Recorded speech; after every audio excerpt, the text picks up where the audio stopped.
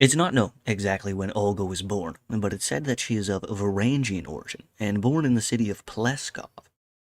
Not much is known about her life before marrying the Prince Igor of the Rurik dynasty, who was having a tough time trying to get people to pay their tributes that they had been paying to his predecessors.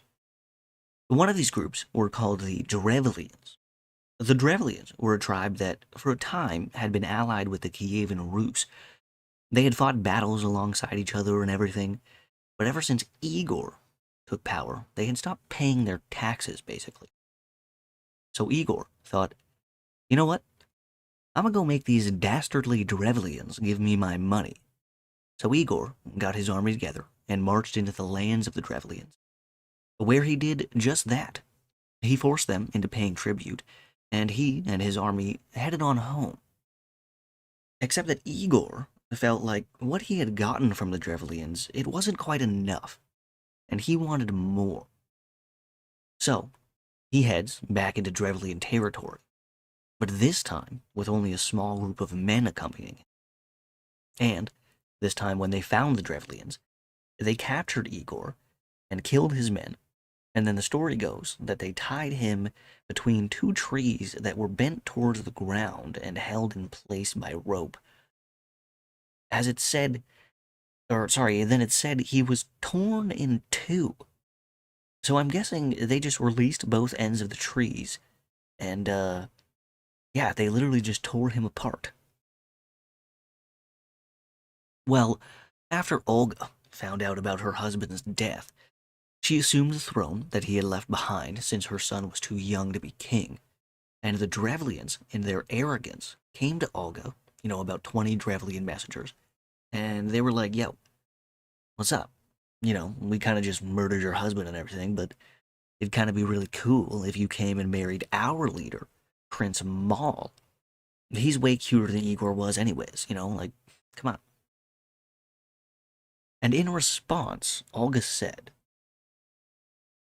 your proposal is pleasing to me. Indeed, my husband cannot rise again from the dead, but I desire to honor you tomorrow in the presence of my people.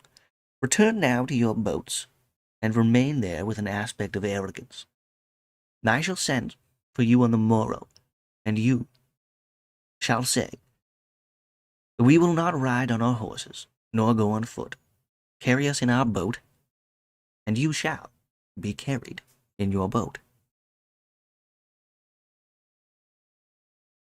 So off the messengers go for the night, and the next day, when they return, they do what Olga said. They do what Olga wanted them to. And when they did, the people of Kiev listened and lifted the Drevlians inside their boats and carried them into the city. Now the Drevlians, they must be thinking like, wow, they're really treating us with honor. Until the mob of people carrying them turned a corner, and the Drevlian messengers were met with a huge pit that was dug the day before on the orders of Olga, who then had her people drop the men and their boats into this trench and ordered that they be buried alive. And while this was happening, it said that she knelt down beside the trench and asked the Drevlian men whether they found this honor to their tastes. Now, Olga's a bad bitch. I mean, that's pretty savage. To watch men be buried alive and ask them, do you like this? But Olga is not done with those Drevlians yet. Also, quick side note, I'm just pretty sure she had the boats buried alongside the men because she was just hiding all the evidence of those guys ever being there, so that the Drevlians wouldn't know that she was actually against them. Olga then sent a message of her own, telling the Drevlians that she wanted the most distinguished and high-ranking men of the Drevlians to come to her, so that they could meet her and bring her back to their prince in style, I guess. So, all the fancy pants guys from the Drevlian tribe show up to meet with Olga, because they have no idea about what happened to the first group of guys. Olga then tells the men that they should enjoy a nice hot bath, because you're dirty as hell and nasty, and that her servants have already prepared the bathhouse for them, and to go enjoy a nice hot soak in the tub, and that they'll meet after they have bathed themselves These men then willingly walked into their own deathbeds, or their own tombs, as you could say, because as soon as the men walked inside, Olga commanded her people to light the entire bathhouse on fire, and with the doors being set alight first and then barred, every man who had entered that bathhouse burned alive. And now you may think that Olga has had enough, that she has quenched her thirst for revenge, but oh no, not yet.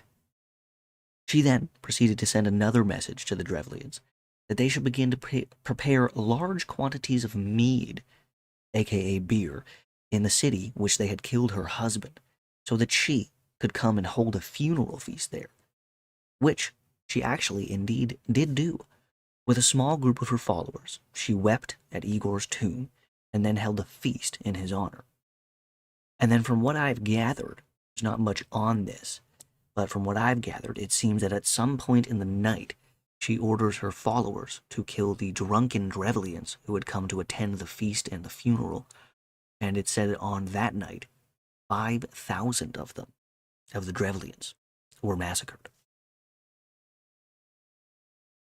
But now, the Drevlians, they definitely know what's up, and Olga heads home to gather her forces so that she may return and finish off the remaining Drevlians locked up inside their city. And after a little bit of an initial battle, little skirmish, that Olga and the Kiev Rus won handedly, they drove back the survivors to their city, where she put them under siege. And for an entire year, she lay in wait until she came up with a clever plan. Why do you persist in holding out? All your cities have surrendered to me and submitted to tribute, so that the inhabitants now cultivate their fields and their lands in peace. But you rather die of hunger without submitting to tribute. A quote from Olga. Well, the Drevlians, they said, all right, you know what, we'll give you tribute and we'll surrender, but we're scared that you're still kind of pissed about your husband and everything. So Olga responded by telling them that the killing of the messengers sent to her and the whole ordeal of the feast that night, that was enough to satisfy her revenge. All she wanted was 3 doves and 3 sparrows from each house in the city. And the Drevlians were like, fucking hell yeah, dude. Fucking give her the fucking birds. Let's get this over with. Not knowing that they had just ruined themselves. Because when Olga received her tribute of birds, she told her soldiers to tie a small piece of cloth and a little sulfur to the birds, and then lit the sulfur on fire and released all the birds at once. The birds, in turn, returned to their nests inside the roofs and the eaves of the buildings within the city of the Drevlians. And in just a matter of minutes, the entire city seemed to be on fire.